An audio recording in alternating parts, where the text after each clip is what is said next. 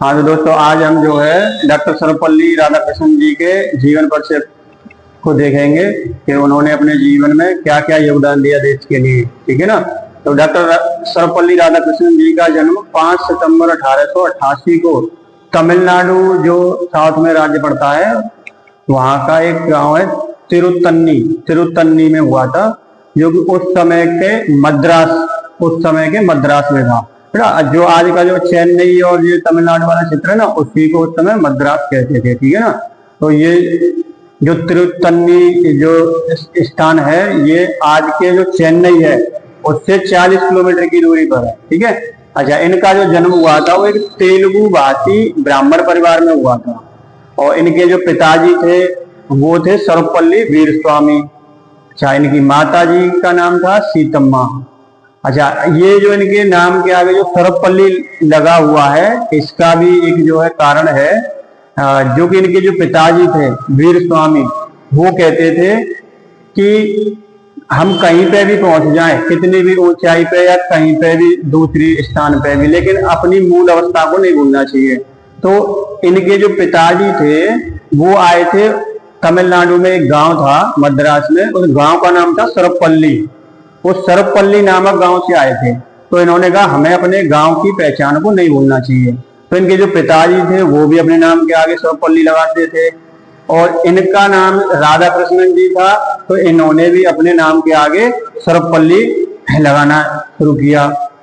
अच्छा, इनके जो पिताजी थे वो एक तहसीलदार थे। तहसील में एक राजस्व अधिकारी होता है, तहसीलदार, वो थे। अच्छा, इनके पिताजी चाहते थे कि हमारा बेटा जो राधा कृष्णन है ये पुजारी बने, क्योंकि वो एक ब्राह्मण थे। तो उनकी सोच वही थी कि सब कि मैं हमारा बच्चा एक जो है पूजा पाठ करवाए और दक्षिणा प्राप्त करे यजमानों से।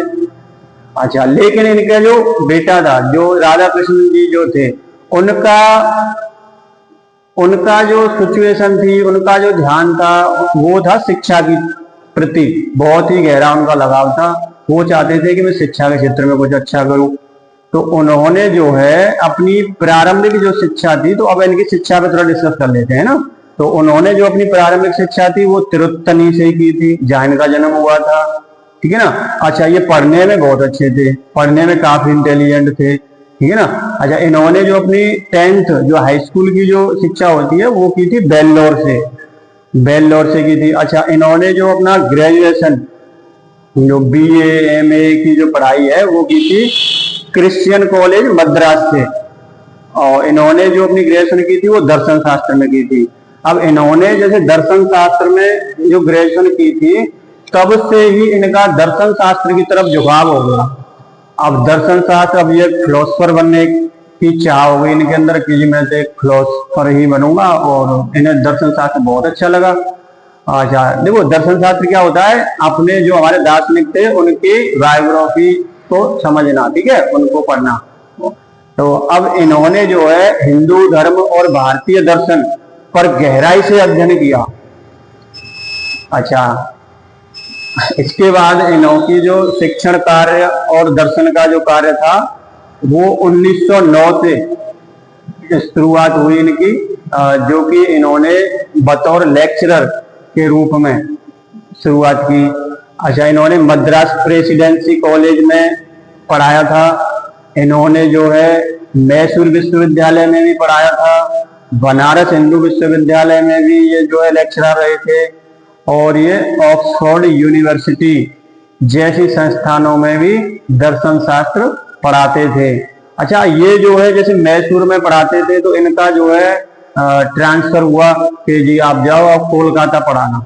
अब ये कोलकाता के लिए जब आना चाह रहे थे, तो इनके जो स्टूडेंट थे उनसे इनका काफी लगाव था, मतलब वो स्टूडेंट इन्हें काफी प्रेम करते थे, ये अपने स्टूडेंट के काफी लोकप्रिय थे।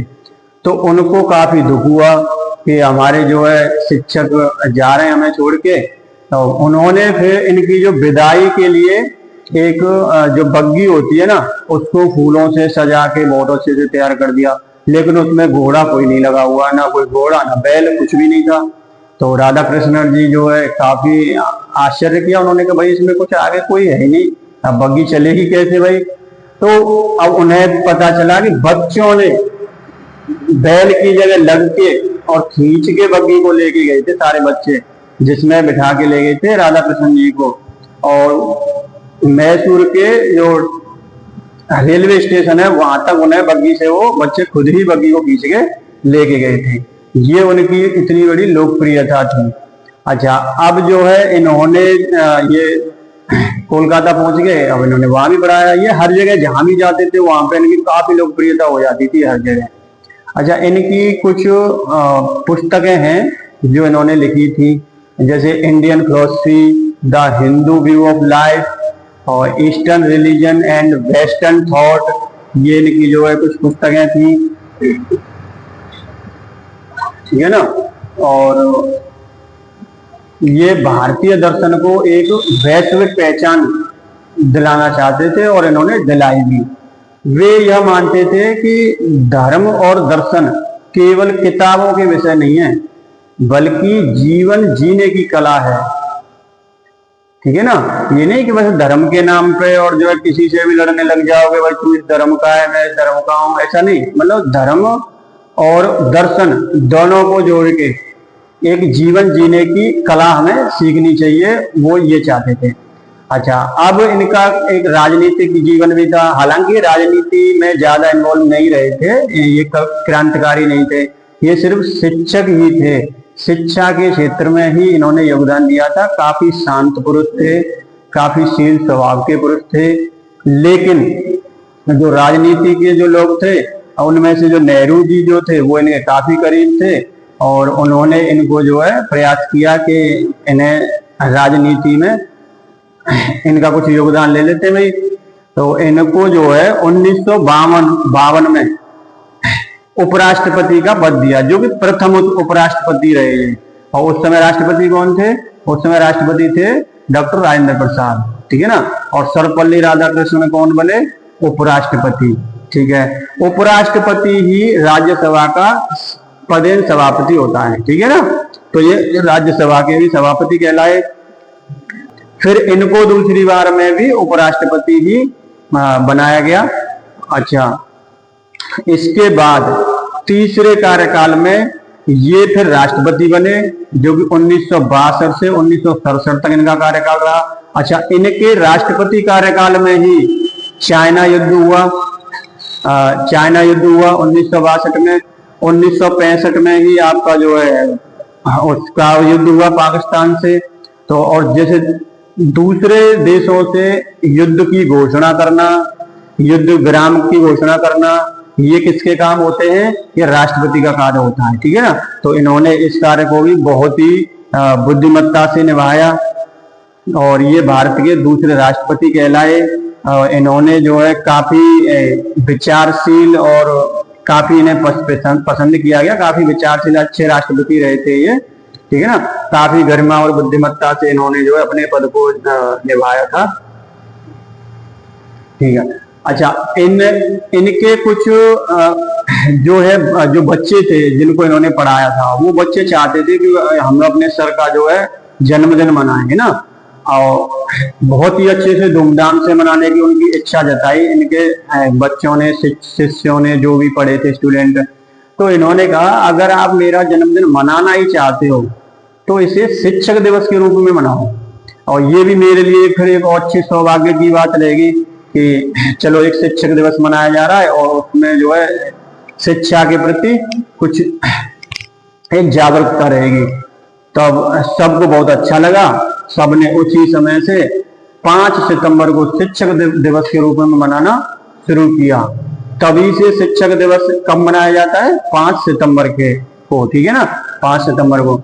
अच्छा, इनको जो है कुछ सम्मान पुरस्कार भी दिए गए थे, वो इस प्रकार हैं, जरा उनको भी देख लेते हैं। 1931 में ब्रिटिश सरकार ने इन्हें नाइटहुड की उपाधि दी, ठीक है ना। अच्छा, 1954 में इन्हें भारत रत्न मिला था। उसी समय जो है राजगोपालाचारी जी को भी भारत रत्न मिला था, ठीक है ना। और 1961 में इन्हें जर्मन से ऑर्डर ऑफ मेरिट की उपाधि दी गई थी और 1963 में इन्हें ब्रिटिश एकेडमी की मानद सदस्यता प्राप्त हुई थी। अच्छा, ये जो है बहुत ज्यादा वो नहीं थे जैसे क्रांतिकारी और वो सब इनको इनसे उनसे अपना, ऐसा कुछ नहीं था, ये सिंपल रहते थे। ये शिक्षक जो रहते हैं ना, शांत लोग प्रिय, वैसे ही रहते थे, ठीक है ना। हाँ, ये नहीं कि बस अंग्रेजों पे गोली चलाओ, ये करो, ये इनका काम नहीं था, वो दूसरे लोग करते थे। अच्छा, इनकी कुछ जो है रचनाएं थी, जैसे अभी हमने कुछ पुस्तक और बताई थी अभी 2-3, और तो अभी और भी कुछ जैसे बताते हैं। इंडियन फिलोसफी है, the philosophy of Rabindranath Tagore है, the Hindu view of life, eastern religion and western thought, ये अभी इससे पहले बताई थी आपको। रिलीजन एंड सोसाइटी भी है, and idealist view of life है, रिकवरी ऑफ फेथ है। ये इनकी कुछ पुस्तक थी जिनको आप पढ़ना, बहुत अच्छी पुस्तक है, मैंने देखा था, बहुत अच्छी पुस्तक है, इनको पढ़ के, ठीक है ना। ये एक आदर्शवादी दार्शनिक थे, ठीक है ना। हाँ, ये एक आदर्शवादी दार्शनिक थे। अच्छा, ये धर्म और विज्ञान का मेल होना चाहिए। इनका मानना क्या था कि धर्म और विज्ञान को एक दूसरे के प्रतिकूल न समझ के अनुकूल समझा जाए, धर्म और विज्ञान को एक साथ चलाया जाए, ठीक है ना। मेल के साथ चलेंगे तो हम काफी जो है चीजों का वो कर सकते हैं, उपलब्धि।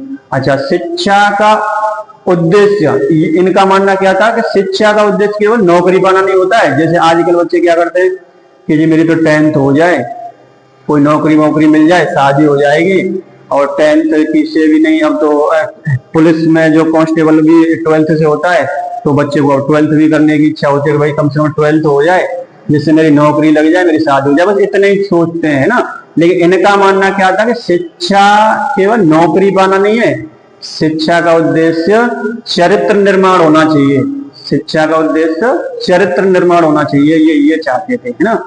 अच्छा, शिक्षक केवल ज्ञान का माध्यम नहीं होता है बल्कि प्रेरणा का स्रोत होता है। इनका कहना क्या था, शिक्षक केवल ज्ञान का माध्यम नहीं है कि आप बस ज्ञान के ढंढोरे पीटते चले जाओ, ज्ञान को बोलते चले जा रहे हो और कोई उससे प्रेरणा ले ही नहीं रहा है, ठीक है ना। शिक्षक एक प्रेरणा का स्रोत होना चाहिए, और प्रेरणा का स्रोत कब होता है, जब शिक्षक अपने आप में उन चीजों को ढाले। तो शिक्षक जो बोल रहा है उसको बच्चे कम पकड़ेंगे, शिक्षक जो कर रहा है, शिक्षक का चरित्र कैसा है, उसको बच्चे ज्यादा ध्यान देते हैं ना, उसको ज्यादा फॉलो करते हैं, ठीक है ना, ठीक है। अच्छा, उनकी सोच थी कि शिक्षा का कार्य यह है कि मस्तिष्क के साथ साथ हृदय को भी विकसित करना। ये क्या मानते थे, इनकी सोच थी कि शिक्षा के कार्य से मस्तिष्क के साथ साथ, शिक्षा से मस्तिष्क के साथ साथ हृदय को भी विकसित करना है, ठीक है ना। हाँ, अच्छा, हृदय को विकसित करने का मतलब क्या होता है? जैसे देखो, मस्तिष्क से तो ये है बस तुमने रोबोट की तरह पढ़ लिया और उसको जो उड़ेल दिया किसी के सामने, लेकिन यदि आपका हृदय से विकसित होने का मतलब है आपके हृदय परिवर्तन होना, आपका पहले जो भी विचार, जो भी जो है सोच, जैसी भी आइडियोलॉजी रही हो, वो सब परिवर्तित हो जाए। हृदय आपका काफी शील, शांत स्वभाव, सबके प्रति दया भाव, ये सारी चीजें हो जाए, एक आदर्शवादी आप जो है बन जाओ, उसको कहते हैं हृदय में भी विकास होना, ठीक है ना। तो उससे जो है लोग भी प्रेरणा लेते हैं और उनको भी कुछ अच्छी प्रेरणा मिलती है। अच्छा, इनका 17 अप्रैल 1975 को डॉक्टर सर्वपल्ली राधाकृष्णन जी का 17 अप्रैल 1975 को देहांत हो गया। इस दिन हमने अपने एक महान शिक्षक, विचारक और राष्ट्रभक्त को खो दिया, ठीक है ना। अच्छा, इनसे हमें इनके जीवन से क्या सीखने को मिलता है, जैसे कि निष्कर्ष क्या निकलता है इनके जीवन से, तो इनके जीवन की शिक्षा, दर्शन और नैतिक मूल्यों का प्रतीक था। इनका जीवन जो है शिक्षा, दर्शन और नैतिक मूल्यों का प्रतीक था। वे न केवल एक विद्वान थे बल्कि एक सच्चे इंसान भी थे, ठीक है ना, जिन्होंने अपने जीवन को समाज और राष्ट्र सेवा में समर्पित कर दिया था, ठीक है, अपने जीवन को पूरी तरह से समाज और राष्ट्र के सेवा में समर्पित कर दिया था। ये नहीं कि इनके जैसे पिताजी चाह रहे थे कि पंडित जी बन जाओ और मंत्र मारो और दक्षिणा लेते रहो और बस जो है ऐसे ही चलता रहे, ठीक है ना। इन्होंने वो सब न करके देश के लिए बहुत अच्छा काम किया। उनकी स्मृति में, अब इन्हीं की स्मृति में 5 सितंबर को शिक्षक दिवस मनाया जाता है, जो कि आपको अभी बताया ही था, ठीक है ना। क्योंकि इन्होंने खुद कहा था, बच्चे सोच रहे थे इनका जो बर्थडे सेलिब्रेट करने का, तो उन्होंने कहा इसको शिक्षक दिवस के रूप में मेरे बर्थडे को आप जो है मनाया करो। अच्छा देखो, इनकी एक कथन है, इन्होंने जो कहा था, इन्होंने कहा था सच्चे शिक्षक वे हैं जो हमें सोचने में मदद करते हैं, न कि केवल वही सिखाते हैं जो सोचने के लिए कहा गया है। समझे? मतलब क्या कहा? सच्चे शिक्षक वे हैं जो हमें सोचने में मदद करते हैं, न कि केवल वही सिखाते हैं जो सोचने के लिए कहा गया हो, ठीक है ना। मतलब सच्चे शिक्षक कौन होते हैं? जो हमें सोचने में मदद करते हैं। ये नहीं कि मतलब जो है, जो आपको सिखाया है कि बस उसी को सोचो, ठीक है ना, कि जो आपको बता दिया वो कुछ नया भी सोचो, कुछ नया भी क्रिएट करो, ठीक है ना। ये सब इन्होंने, इनका मानना था कि होना चाहिए। तो हमारे डॉक्टर सर्वपल्ली राधाकृष्णन जी के बारे में हमने थोड़ा सा एक संक्षेप में इनका जीवन परिचय देखा, समझा, और इससे यही प्रेरणा दी जाती है। हम चाहते हैं कि सारे शिक्षक इनको फॉलो करें सही से, और बच्चों को इसी अच्छी गाइडलाइन देते हुए राष्ट्र निर्माण में अपना सहयोग करें। Very good.